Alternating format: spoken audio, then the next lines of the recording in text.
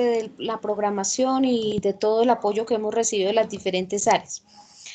Para el día de hoy tenemos dos normas que están recién hechas, son normas muy nuevas desde el punto de vista de seguridad y salud en el trabajo.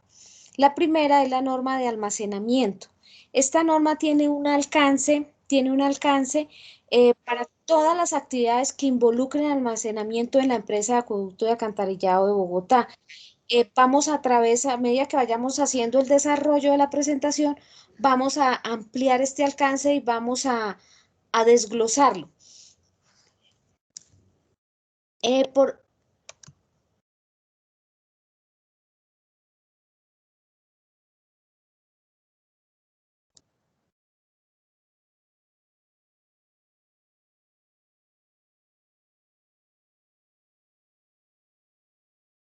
No se escucha nada.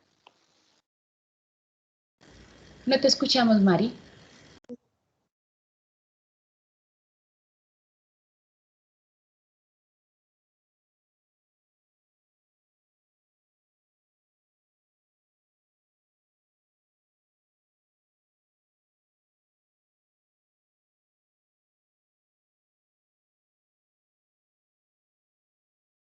Mari, no se te escucha el video.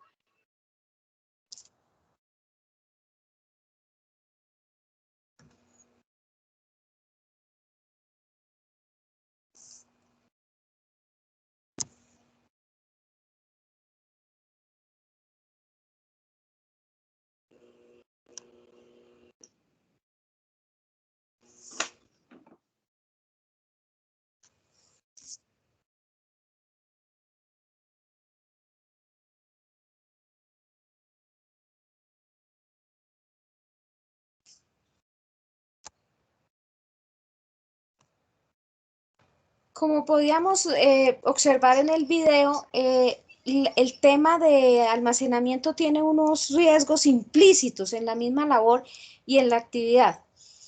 En este momento estamos observando la tabla de contenido, que es una norma muy robusta. Y si ustedes observan, tiene los diferentes apartes, los diferentes almacenamientos incluyendo lo que es archivos, sustancias químicas, almacenamiento de sustancias peligrosas, pero sobre todo tiene unas generalidades muy completas desde el punto de vista teóricos que aplican para el tema de almacenamiento. Entonces, habrá gente que dirá, no, pero esto solamente es responsabilidad del área de almacenes. Y no, la norma tiene un alcance también para el tema de contratistas y el almacenamiento en puntos de obra. De ahí la importancia de esta norma.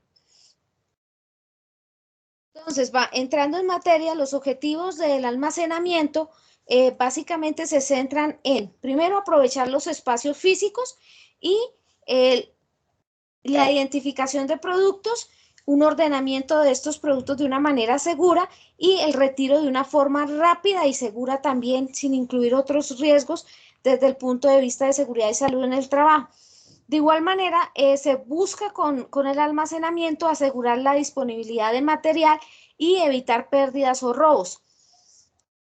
Dentro de los sistemas de almacenamiento que están catalogados básicamente en almacenamiento de cilindros, barriles o tambores, este almacenamiento se debe tener en cuenta que se debe organizar o tener un punto de drenaje, buena ventilación, no puede estar expuesto a rayos solares, especialmente si son materiales que tienen un componente tóxico, corrosivo, inflamable o explosivo, tienen que estar aislados y bajo temperaturas controladas.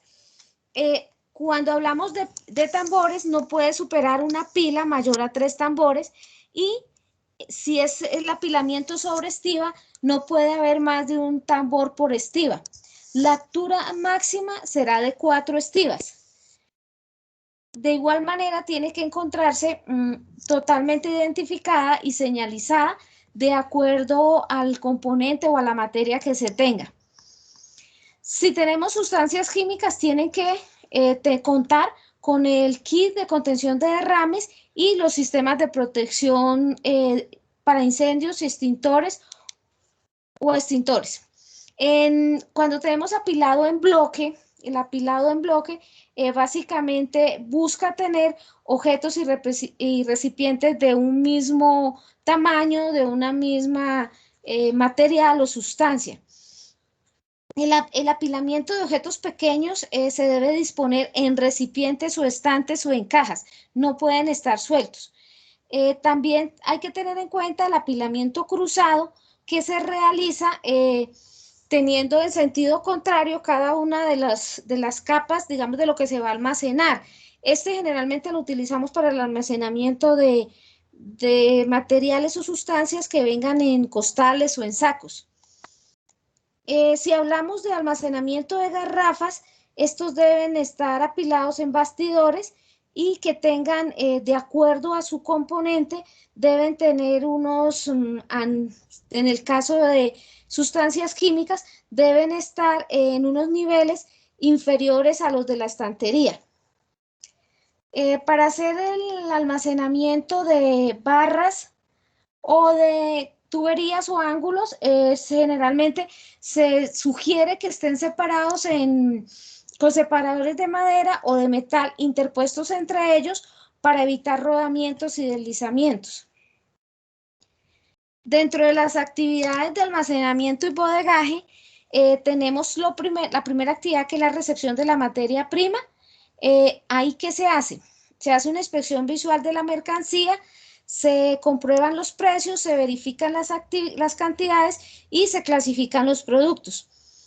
La segunda tarea es el almacenamiento de la mercancía, que es la colocación de la misma de acuerdo a la distribución que tengamos de productos o según la referencia que se tenga. La selección y la recolección, que es el tercer paso, la tercera tarea, se hace la selección de mercancía para el despacho, la localización del producto, la selección de cantidades y los posibles traslados.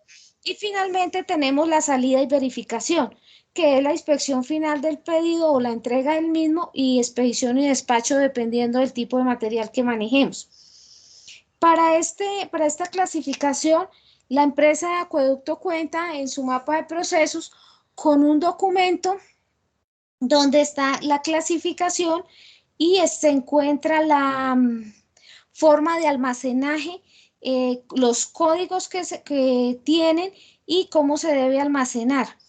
A raíz de la salida de esta norma de SST, se ve la necesidad o existe la necesidad que el área de almacenes de servicios debe actualizar ese procedimiento, porque hay aspectos que están por fuera de la norma y obviamente la norma pues exige que a su vez sean actualizados.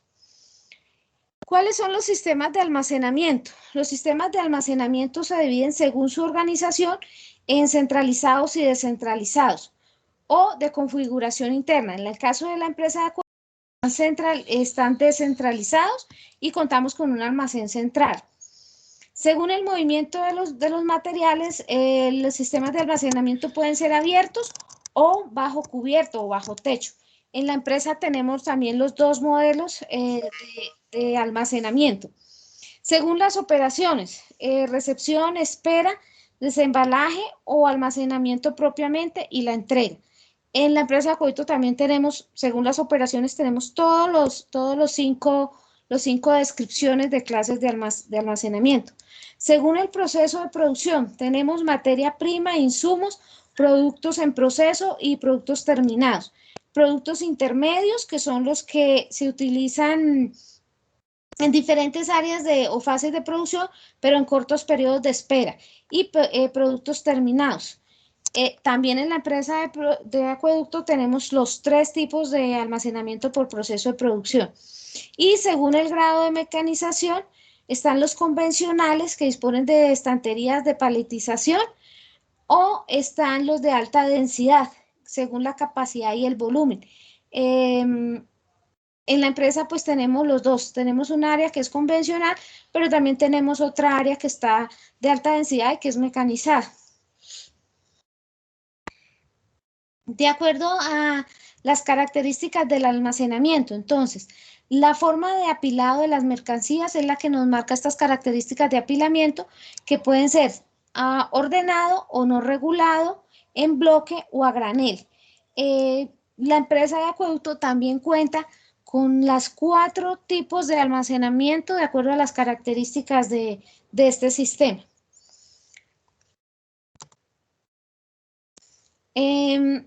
Las técnicas y tipos de almacenamiento se dan de acuerdo a los materiales.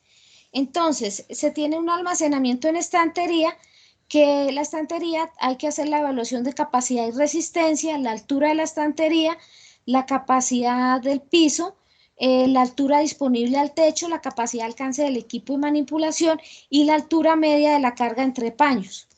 Esto está dado por una norma técnica colombiana, la evaluación de la estantería, y en la norma interna también se contempló para que cuando se vayan a comprar estanterías o se vaya a hacer una evaluación, una renovación o la apertura de un nuevo almacén, se tenga en cuenta la capacidad y la resistencia y cómo se hace el cálculo de la misma. También está la técnica de almacenamiento en apilamiento ordenado, que eso depende de la resistencia y la estabilidad y la facilidad de manipulación del embalaje y de la mercancía que se va a almacenar.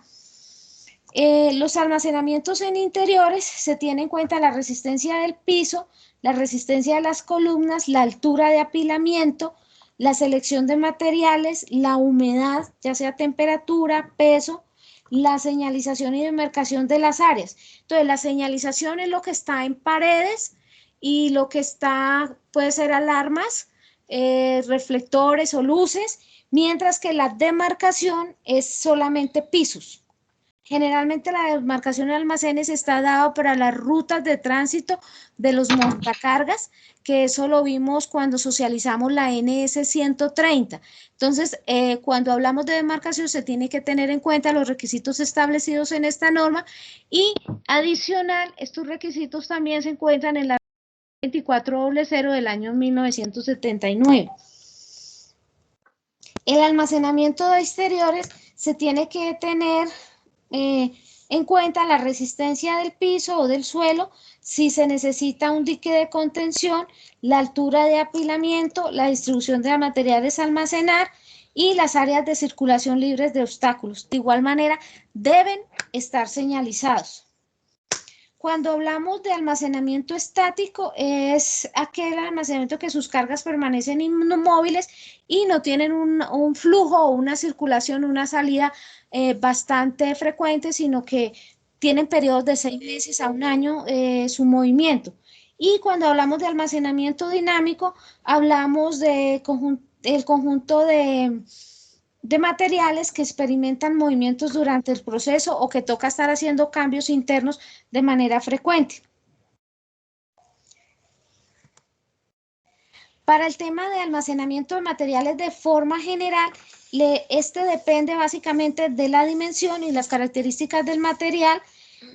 Para hacer un correcto ubicación de la estantería en las bodegas se debe tener en cuenta los puntos fijos de ingreso y salida de la mercancía, las puertas de acceso, si posee rampas y salidas de emergencia. De igual manera deben facilitar la inspección visual del almacenamiento, tener pasillos iluminados, las iluminarias de los pasillos deben estar, la iluminaria debe estar sobre los pasillos y deben de igual manera estar sobre la mercancía o la estantería.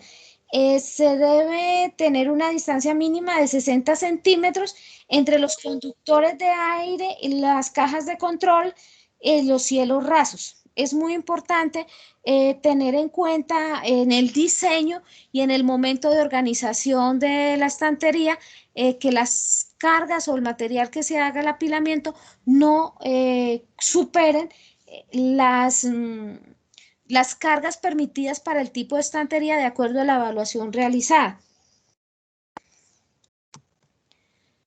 Dentro de la integridad de las instalaciones de la estantería se debe tener en cuenta, o uno de los factores importantes a tener en cuenta es que se debe estar prohibida la aplicación de cargas superiores al diseño y a la posición de las estivas.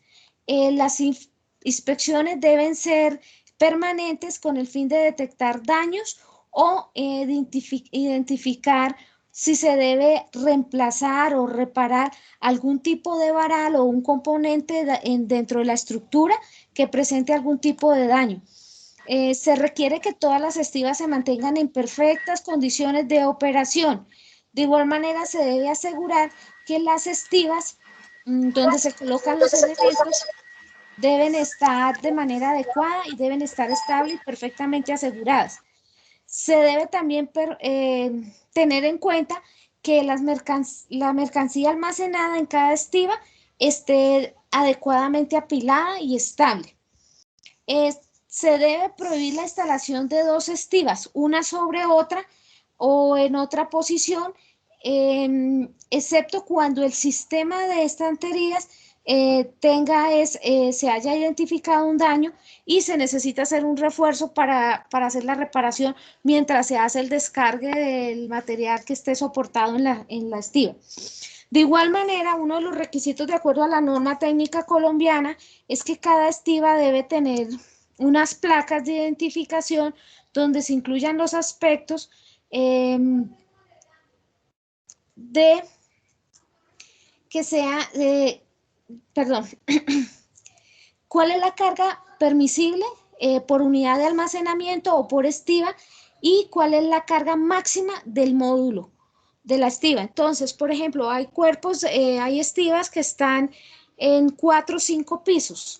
Entonces, el cálculo no solamente se tiene que hacer por cada una de las estivas, sino el cálculo se tiene que hacer por los 4 niveles y de esta manera se debe determinar cuál es la carga máxima y debe estar visible en la placa.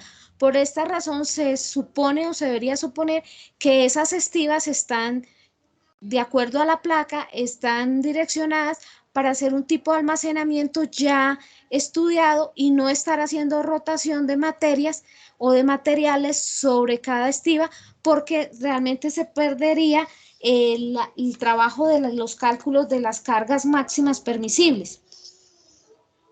Por otra parte, deben hacerse las configuraciones de la estantería y se deben tener los mapas, se debe realizar un mapa donde yo pueda visualizar en cada área o en cada pasillo o en cada tipo de estiva qué material tengo y cuáles son los productos que mantienen generalmente y cada cuánto más o menos rotan. Ese inventario debe tenerse para poder cumplir con las cargas permisibles. También en la norma se establece las estanterías entre paños removibles. Entonces, hay paños que dependen de qué, de la ausencia o la localización, dependiendo de la cantidad de material que vaya a ser el apilamiento y de la capacidad de resistencia. Entonces, yo puedo llegar a mover entre paños para poder almacenar cierto tipo de materiales, pero nunca sobrepasando la placa o la carga que ya he determinado.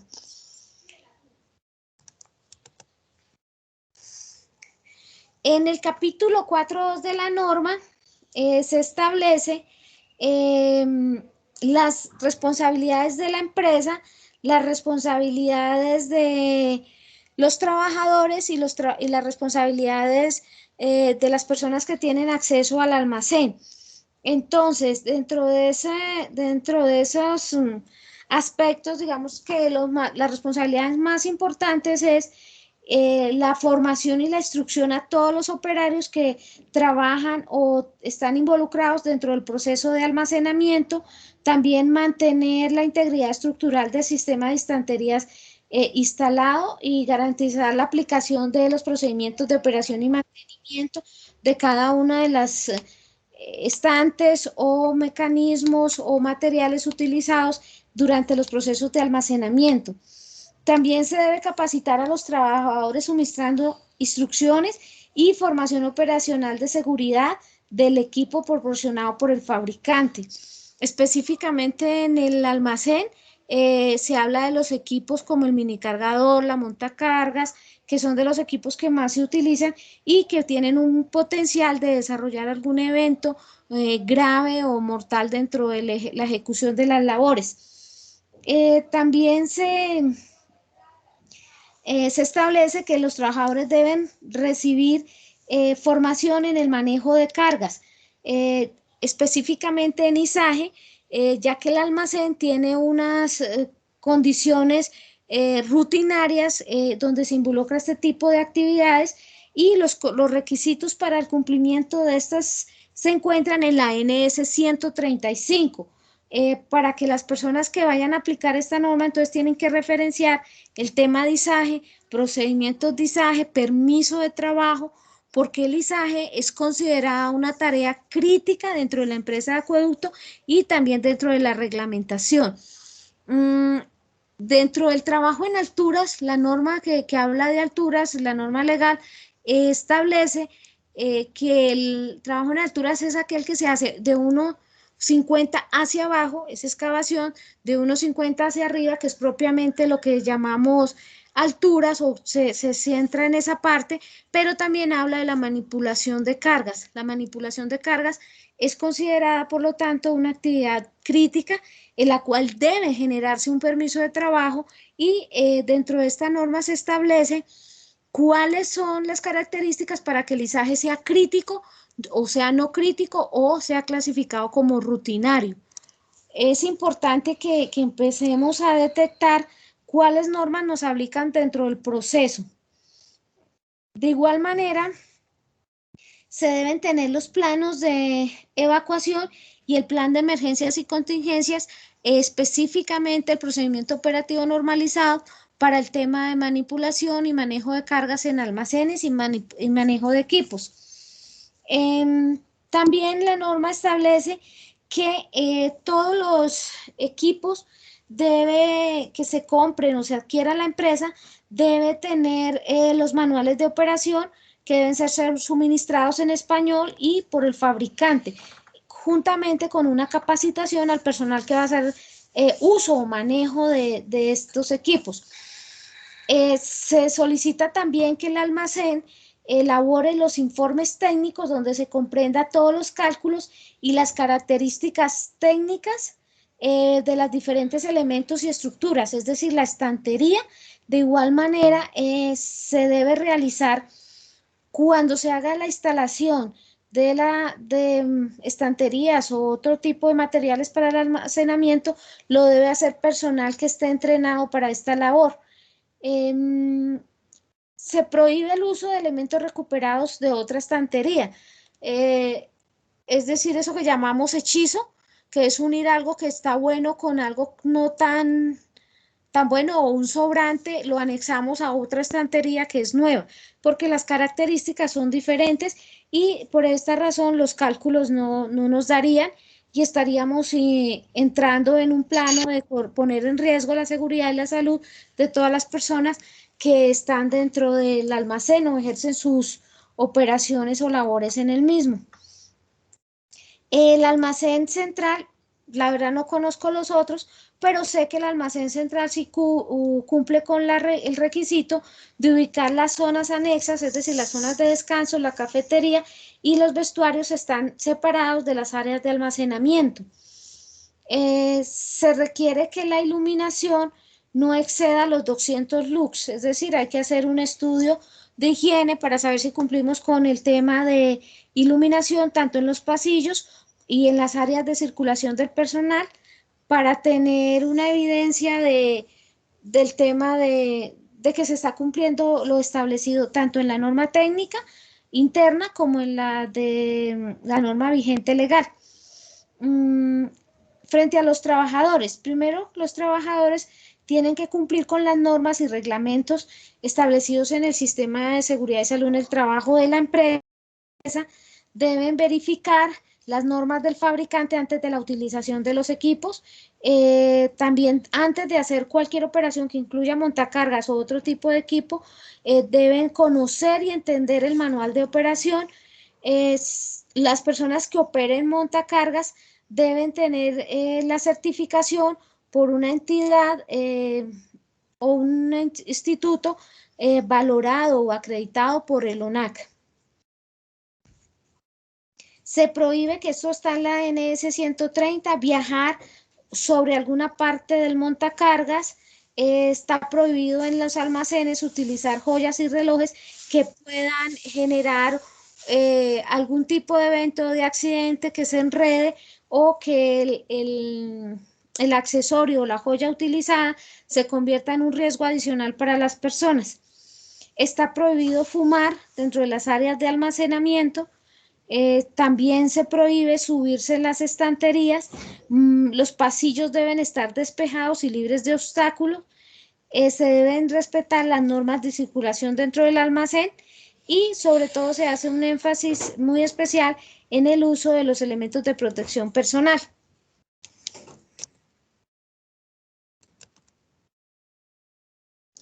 Dentro de los peligros encontrados en el tema de almacenamiento, se encuentran principalmente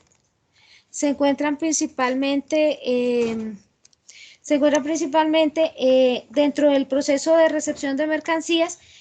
Básicamente se constituyen en caídas al mismo nivel y distinto nivel. La preparación de los pedidos tiene básicamente unos riesgos asociados o unos peligros asociados con atrapamientos entre objetos y cargas, golpes y choques contra vehículos o contra materias primas.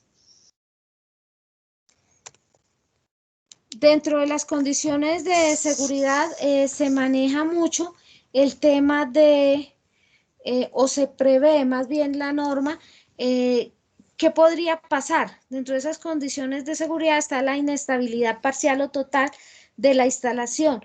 Eso hace énfasis a la estantería, ya que tenga sobrecarga o no tenga las placas de identificación y se realice un almacenamiento inadecuado, o también porque el diseño quedó mal armado, o el diseño no era el adecuado para el tipo de mercancía o de material que se está almacenando.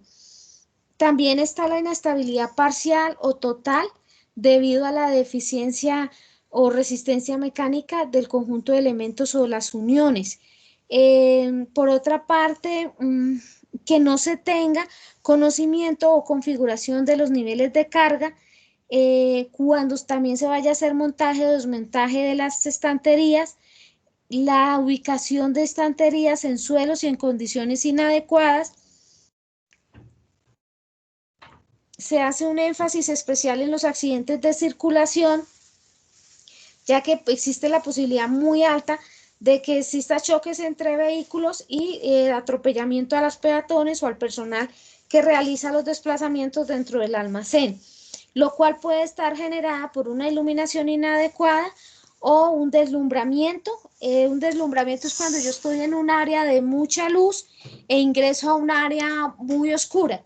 Entonces, mientras el ojo se adapta, pasa un tiempo que yo no puedo identificar o observar qué está pasando en esa área que está oscura o esa área de sombra. Por eso se hace necesario tener todo muy bien señalizado porque esto nos ayuda.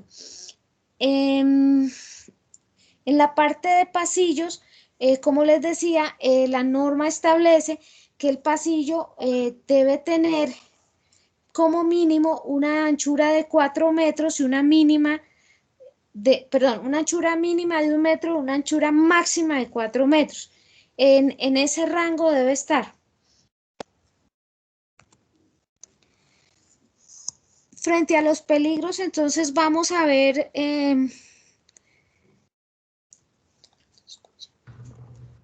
frente a los peligros vamos a observar la siguiente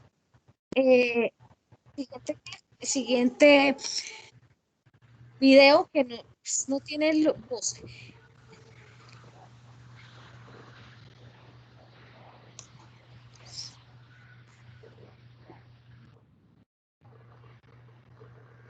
Básicamente se constituyen Baterías de diferentes formas y tamaños. Algunas las podríamos llamar amateurs y otras profesionales. Pero todas ellas tienen algo en común. guardan cosas y productos. Por ello, las puedes ver en cada.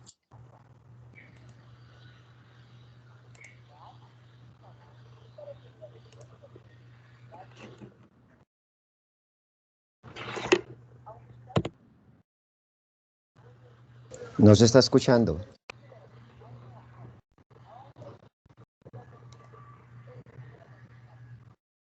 El almacenamiento de sustancias químicas es un aspecto, un numeral puntual que está basado en lo que se establece en el sistema globalmente armonizado. En una socialización anterior lo habíamos analizado y los aspectos y reglamentos del sistema globalmente armonizado aplicado a la empresa de acueducto se encuentran en la NS 176 y en la NS 180. Sí pueden encontrar los criterios de almacenamiento de una manera más específica. En la norma de almacenamiento se hace de una manera muy general y básicamente se enfoca al deterioro de los envases, la ruptura de los envases y a la mala manipulación y almacenamiento o al no tener las matrices de compatibilidad de sustancias químicas. De ahí la importancia de que se conozca el sistema globalmente armonizado, se conozca cuáles son las áreas de almacenamiento de estas sustancias y cuáles serían las acciones para reducir, digamos, la exposición a sustancias químicas. Entonces, las actuaciones están enfocadas a reducir el stock al mínimo, es decir, solamente tener lo que ustedes creen que debe rotar, por inventario se sabe cuál es el consumo que se tiene y de esta manera se puede tener seguridad del mismo.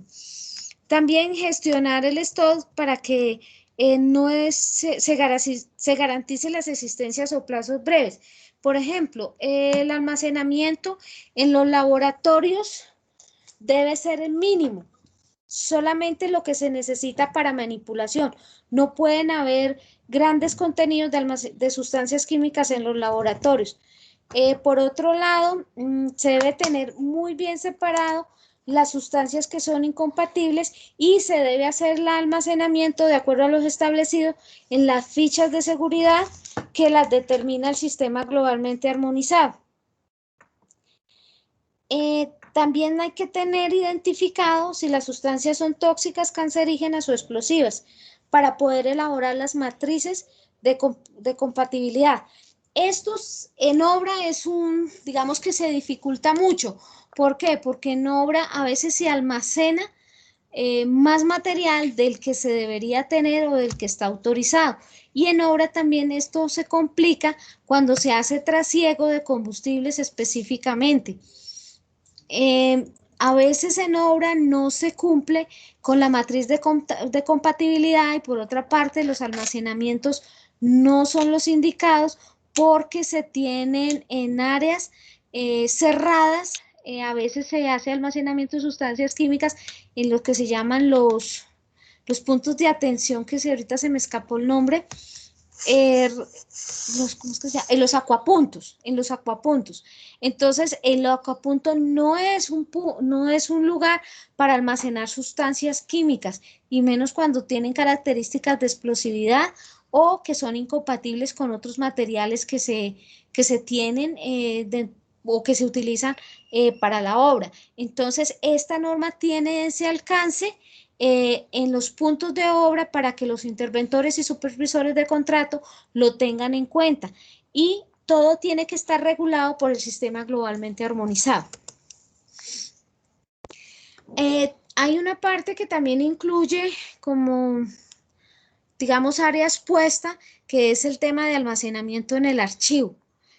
Si bien es cierto, hay unos protocolos establecidos por el Archivo Nacional de la Nación referente al manejo de los mismos, dentro de la parte de almacenamiento, de acuerdo a la norma técnica colombiana, la medición del archivo tiene que hacerse por folios y tiene que hacerse por metros lineales, dependiendo obviamente de digamos, del alcance del archivo, porque la empresa tiene varios archivos por áreas y tiene un archivo general.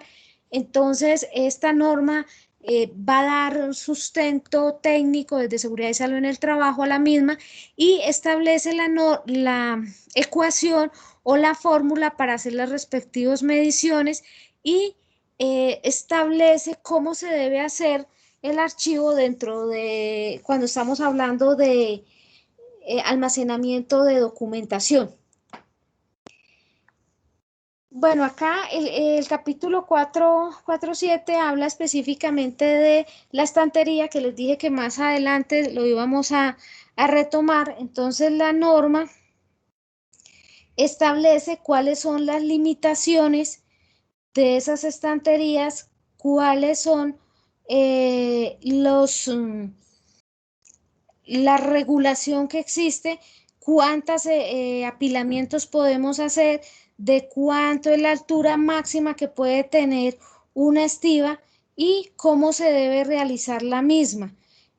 Básicamente, la estantería, los cálculos están dados por la norma técnica colombiana NTC 5029 para hacer el cálculo, para hacer los cálculos métricos y también se cruza con la NS, perdón, regálame un momentito, con la NS 176, que es la norma de manejo de riesgo químico, donde está todas las características de peligrosidad de las sustancias y cuáles son los criterios de acuerdo a la severidad del riesgo que puede generar las mismas. Es decir, si las mercancías o lo que voy a almacenar tienen un carácter explosivo, comburente, inflamante, tóxico o corrosivo. ¿Cuál es la diferencia entre una sustancia química y una sustancia peligrosa? No todas las sustancias químicas son peligrosas, pero las sustancias peligrosas tampoco no todas son sustancias químicas. Entonces hay que tener en cuenta, por ejemplo, en los almacenes que perdonen la redundancia, donde está el almacenamiento de las sustancias para el tratamiento del agua, o hay unos reactivos que se utilizan en los laboratorios. Entonces, de esas sustancias, algunas son peligrosas y algunas son tóxicas. Entonces, ahí se debe tener en cuenta, aparte de la matriz de compatibilidad, se debe tener en cuenta si el almacenamiento adecuado es en estiva o qué tipo de almacenamiento aplicaría.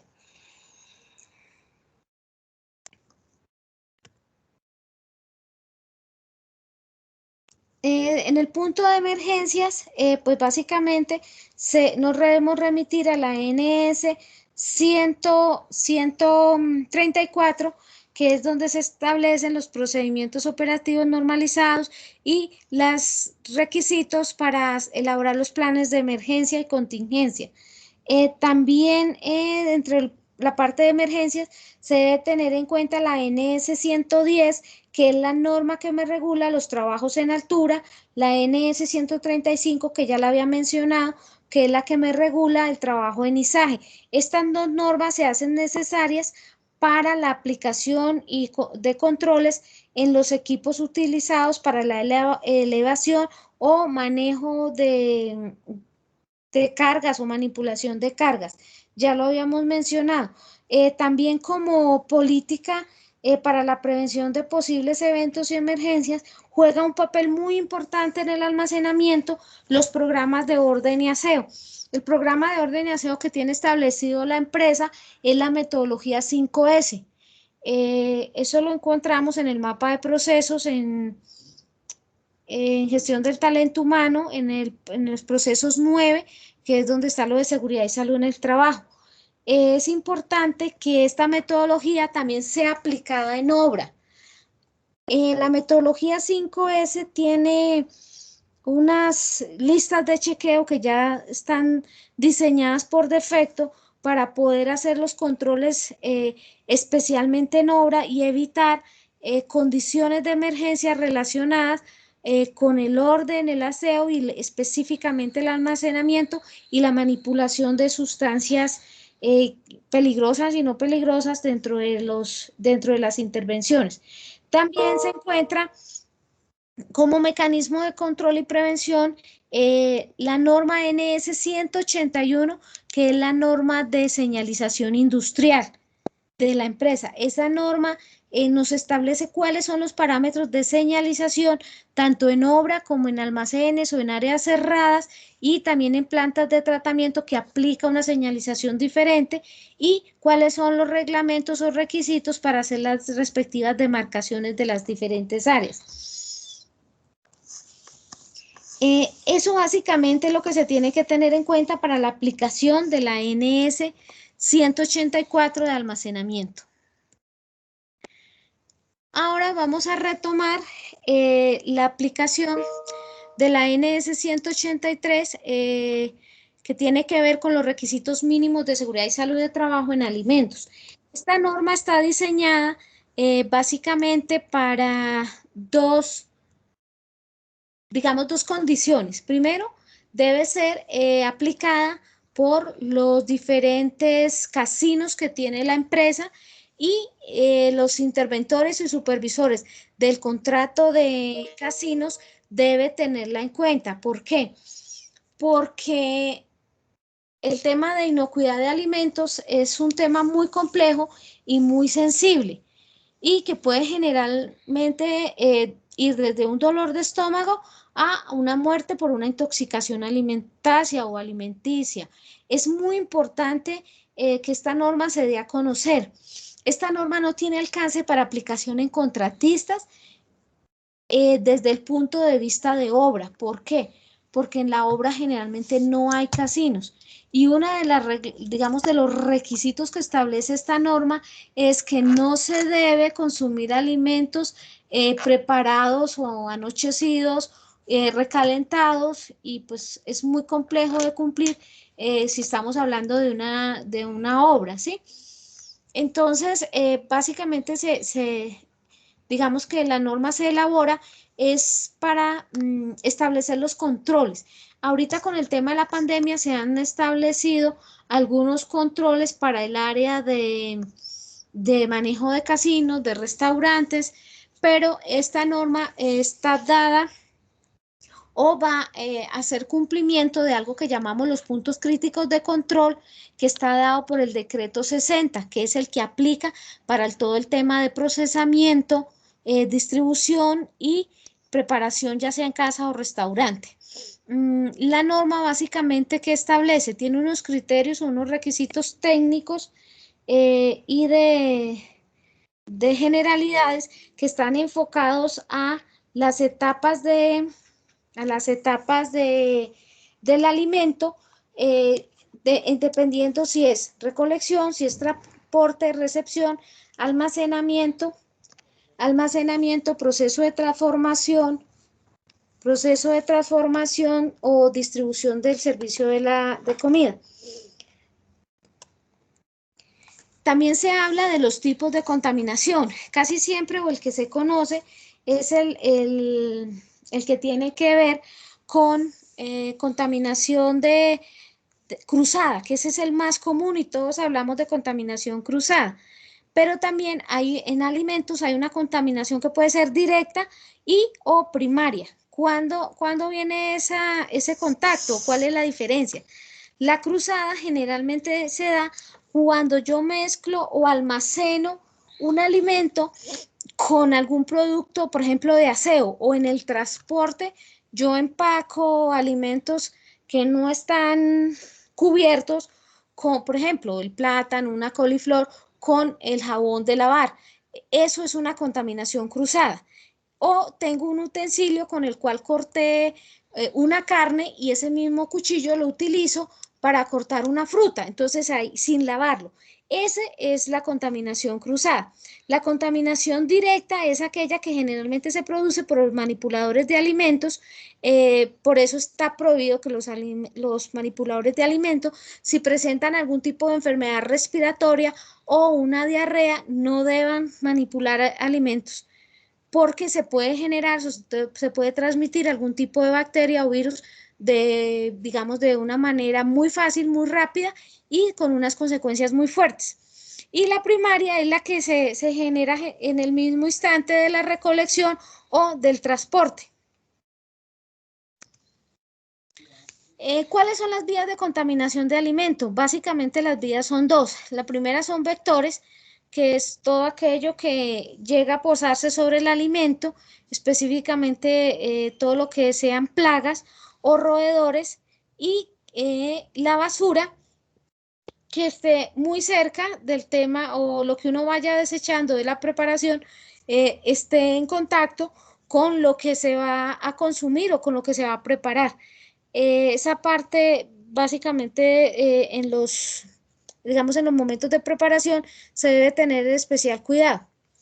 Por otra parte, los factores que favorecen la reproducción de esas bacterias, por ejemplo, un alimento tuvo contacto con una cucaracha, pero hay unos aspectos que hacen o potencializan ese contaminante a que su reproducción sea más fuerte. Entonces, por ejemplo, eso tiene que ver con la alcalinidad y la acidez del alimento. La temperatura juega una importante labor dentro del proceso de la reproducción de bacterias. Entonces, por ejemplo, yo traigo el pollo del supermercado, rompo la cadena de frío, lo pongo romper la cadena de frío es que no lo traigo en una bolsa especial para refrigerarlo, sino que lo traigo normal, lo dejo a temperatura ambiente 3, 4 horas. Eso, bueno, y aparte de eso lo meto en el carro, el calor del carro empieza a producir un daño en el alimento, una degradación, y después de 3, 4 horas yo lo congelo nuevamente. Ese proceso de congelamiento de ese producto hace que se desarrollen cierto tipo de bacterias que empiezan a deteriorar el alimento. Cuando yo lo retiro para prepararlo, está lleno de bacterias que se causaron por el tema de rompimiento de la cadena en frío. A veces sucede que usted trae las salchichas y en el supermercado usted las ve que la fecha de vencimiento están bien y las almacena, no las congela, sino las mete al refrigerador. A veces empieza a ponerse verdecita la salchicha y usted dice, pero si no está vencida, le falta mucho. Pues resulta que fue que se rompió la cadena de frío, se hizo una mala refrigeración, entonces el alimento empieza a deteriorarse, a dañarse. Y hay personas que son osadas y lo consumen así. Entonces, generalmente cuando un alimento presenta cierta coloración es porque el alimento ya empezó un proceso de degradación y de daño. Ahora, ¿cuáles son los peligros de los alimentos? Los peligros de los alimentos básicamente son biológicos, son químicos por el deterioro, son físicos, tienen presencia de microorganismos, tienen un ambiente, poseen un ambiente, el ambiente ayuda a que esos contaminantes o esos microorganismos se desarrollen o no, y lo mismo el contacto con el humano o con otros animales. Las enfermedades transmitidas por alimentos se conocen como las ETA y generalmente yo puedo adquirir una bacteria y tener 3, 4 años con la bacteria y no la desarrollo. O puedo desarrollarla dependiendo de mi susceptibilidad o de mi organismo o de mis defensas. Generalmente cuando yo consumo un alimento contaminado, dependiendo de mi cuerpo, puedo generar un vómito inmediato. Esto es un mecanismo de defensa del cuerpo que está eliminando lo que me va a hacer daño o lo que me está causando dolor o molestia. De igual manera, también puedo presentar un tipo de diarrea, pero si esto no es atendido de una manera inmediata, puedo causar una deshidratación y llevarme a la muerte. Ahora, depende también del alimento. Yo puedo desarrollar un tipo de alergia que me puede estar causando una afectación o un bloqueo en vías respiratorias altas y esto me impide respirar. Entonces, la contaminación o la intoxicación por un alimento o por una comida mal preparada es de atención inmediata. No, no se ha manejado. A veces uno dice, no, eso ya con un agua tengo. Resulta que usted probablemente cambió en el momento o en el momento frenó, digamos, la sintomatología que tenía, pero, digamos, al paso de 6 meses, un año, usted resulta, digamos, con un ataque de amibas o de amebas o con eso se llama una gastritis bacteriana. Sí, entonces depende de mi organismo también, pero el mensaje es que la intoxicación y el mal manejo de los alimentos me puede generar un dolor de cabeza, un vómito o me puede llevar a la muerte si no se da la atención que debería ser y de manera inmediata.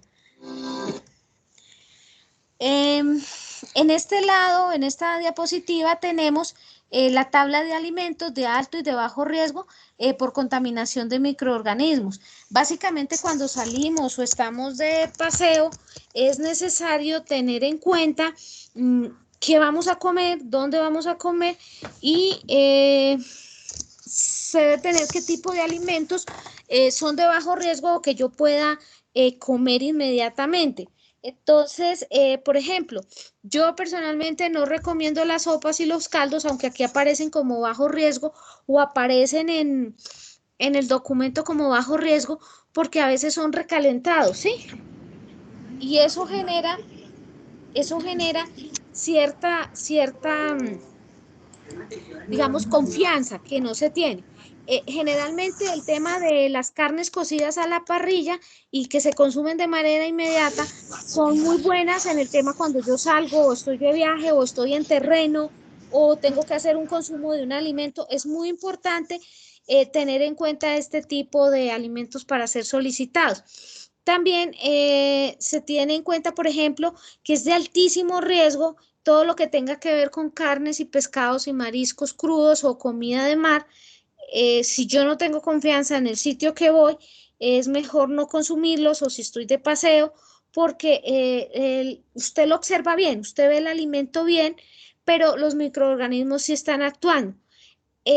Dentro de este rango, ahí se presentan, digamos, 3 etapas. Hay el alimento que usted ya ve un color verdoso o que tiene un olor, ¿sí? Entonces, pues usted automáticamente lo desecha. O está el alimento que aparentemente es agradable, se ve bien, se observa bien, pero resulta que los microorganismos sí están actuando sobre él. Y este es el más peligroso. Entonces se recomienda en el tema de si uno está en terreno, consumir los alimentos que sean generalmente de consumo inmediato. Bueno, ahora sí, entrando al tema de obligaciones de la empresa de acueducto frente a los requisitos mínimos de seguridad y salud en el trabajo, específicamente para alimentos, las obligaciones están dadas para la empresa, donde se debe mantener las instalaciones de los casinos de manera que cumplan con lo establecido por Secretaría de Salud, que se cumpla con las mediciones y toma de muestras, envíos al laboratorio de las mismas para ser avalados. Y de los trabajadores usuarios del casino. Solamente los usuarios del casino tienen la responsabilidad de cumplir con todos los protocolos, normas y exigencias que establezca el operador del casino. Frente a los contratistas, deben cumplir con la normatividad establecida en los temas de recepción, compra y distribución y transporte de alimentos, con lo establecido en el decreto 60 de los puntos críticos de control. Frente a los manipuladores de alimentos, ellos deben tener una certificación especial, y primeramente estar comprometidos con la salud de los consumidores o de las personas que reciben los servicios. Se deben lavar el lavado de manos y antebrazos cuantas veces sea necesario. Eso es vital en el tema de manipulación de alimentos. Tener su certificado al día, todas las pruebas de frotis, la prueba de uñas, no tener ni presentar ningún tipo de dermatosis o dermatitis o daño o lesión en las manos. También ellos deben tener un uniforme que debe ser de una señalización o un marco diferente para poder identificar que se han cambiado los uniformes. Lunes, martes o miércoles, dependiendo del color también, que no sea repetido. Los manipuladores de alimentos no pueden utilizar un uniforme más de un día O sea, es un solo día, no puede ser continuo el uso del mismo. Y básicamente es el tema del lavado de manos para la prevención tanto de usuarios de uso del casino como de los contratistas.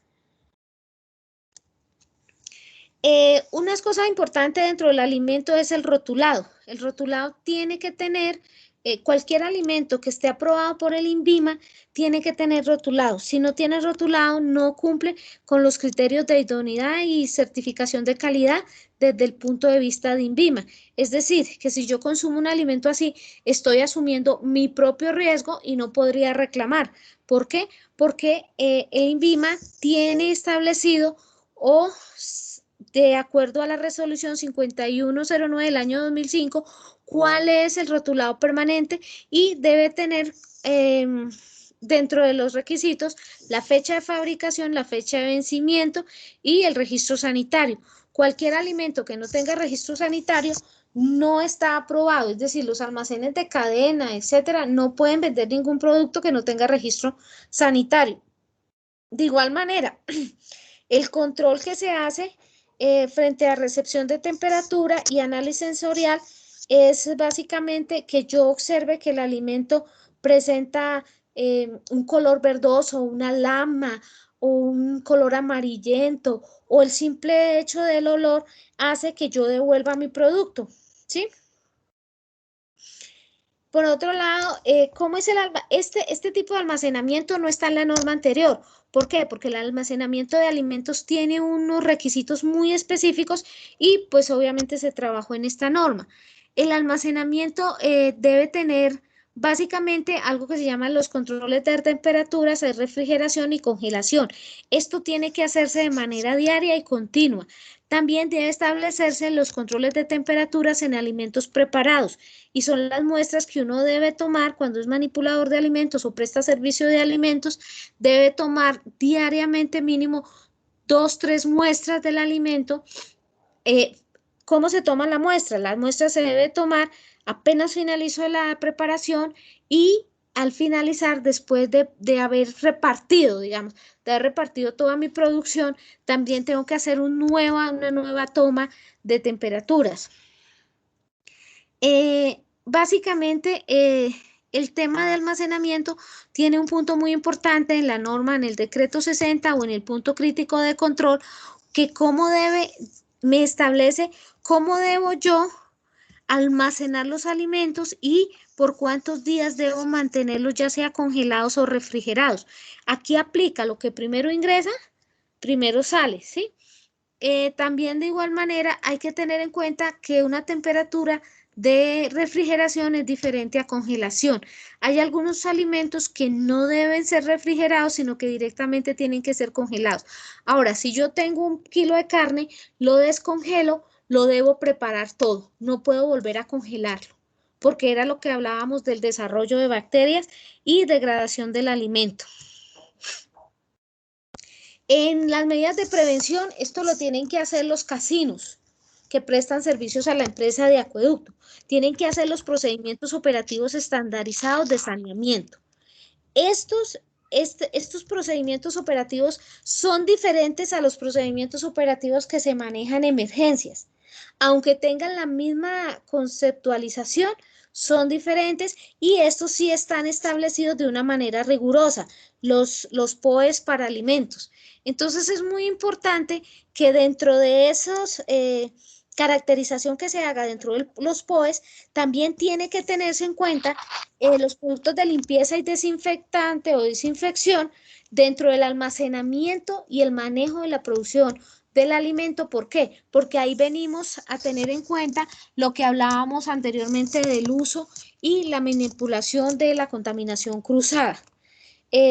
Una intoxicación por un tema de alimentos en un casino puede ser un tema muy complejo si tenemos en cuenta que mínimo, por ejemplo, pueden consumir 100 personas alimento dentro de cada casino, entonces, no sé, sería digamos que sería una situación un poco compleja desde el punto de vista de atención médica y adicional, pues sería un accidente de trabajo, ¿no? Tendría que reportarse así. pero de igual manera también dentro de este POES tienen que tener en cuenta las listas de preoperacionales que están básicamente enfocadas ¿a qué? A el control de plagas y roedores, que la fumigación en el área de alimentos es diferente a la fumigación de áreas comunes. Tiene que hacerse con unos certificados y con unos productos específicos. También los protocolos de limpieza y desinfección, tanto del menaje, el menaje es todo lo que tiene que ver con platos, cucharas, etcétera, y el lavado de campanas de extracción, el manejo de las trampas de grasa, que eso también tiene un componente ambiental muy importante, y el manejo o las listas de chequeo preoperacionales de la utilización y limpieza de los uniformes de las niñas y los seguimientos de exámenes médicos para el trabajo o la certificación de los manipuladores de alimentos. Estos son, digamos, unos controles que ya están dados y de igual manera tiene que cumplirse con un plan de limpieza y desinfección de manera rigurosa. Eso tiene que estar documentado y hace parte del POES. Esto es para que tengamos en cuenta, digamos, primero los usuarios del casino, que si ustedes ven que un tenedor, un cuchillo se ve sucio, algo está fallando dentro del proceso de manipulación, ¿sí? O que un alimento se cae al piso y lo recogen, pues eso es grave, ¿sí? Entonces, porque no se cumple con los procesos de inocuidad y de limpieza como se establece en los POES y como se establece en el decreto 60. Finalmente, tenemos acá una tabla que es la tabla básica. Esta la podemos aplicar en nuestras casas y está relacionada con el uso de hipoclorito. ¿Para qué? Para todo el tema de limpieza y desinfección, tanto de verduras, equipos y, digamos, utensilios del aseo. Y básicamente se busca es que establecer un proceso de inocuidad permanente dentro de del desarrollo de los alimentos. Como les decía, también usted la puede utilizar como un producto de desinfección en la casa. La característica, ¿cuál es? No es cualquier tipo, no es cualquier tipo de hipoclorito. Tiene que ser un hipoclorito que no supere el 5.25%. No cumple con el hipoclorito industrial. Sí, entonces este es el tipo de hipoclorito que se debe manejar dentro de la manipulación de alimentos. Entonces, aquí están las medidas, está la dosificación y en qué condiciones se debe utilizar, ¿sí? Y cómo debe ser, digamos, el tema de uso y cuánto tiempo debe permanecer expuesto o debe permanecer el elemento o lo que yo quisiera desinfectar. Y finalmente, cuando este tratamiento es, por ejemplo, en el tema de manos, el procedimiento es un poco corrosivo, entonces yo debo mantener hidratándome las manos una vez finalizada mi tarea, ¿no? No dentro del proceso de elaboración o de manipulación del alimento. Entonces, eso hace que la norma establezca también unos criterios que me van a ayudar no solamente a mí como empleada o como usuaria del casino, sino que también me da una parte importante para mi trabajo, digamos, o mi operación o en mi casa, y puedo retroalimentarme y establecer unos puntos de inocuidad en mi casa frente al desarrollo de alimentos, la limpieza de la nevera, cuánto hipoclorito debe utilizar, cada cuánto se debe hacer.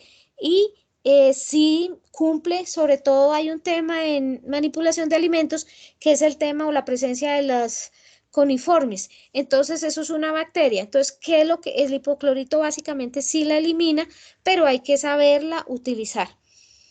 Bueno, no siendo más, entonces, primero que todo, muchas gracias. Los invito, por favor, a que me colaboren o me apoyen con el tema de apropiación del conocimiento, que la verdad, a veces no me contestan sino 5 o 6 personas y pues me pone muy triste porque a veces asisten 100. Entonces yo les agradezco que son preguntas súper sencillas, que no tienen ninguna complejidad, son muy pedagógicas y les agradezco mucho. Damos 3 minuticos para la respuesta de las mismas y después vamos a hacer una ronda de preguntas si alguna persona tiene alguna o las dejan en el chat y yo las contesto.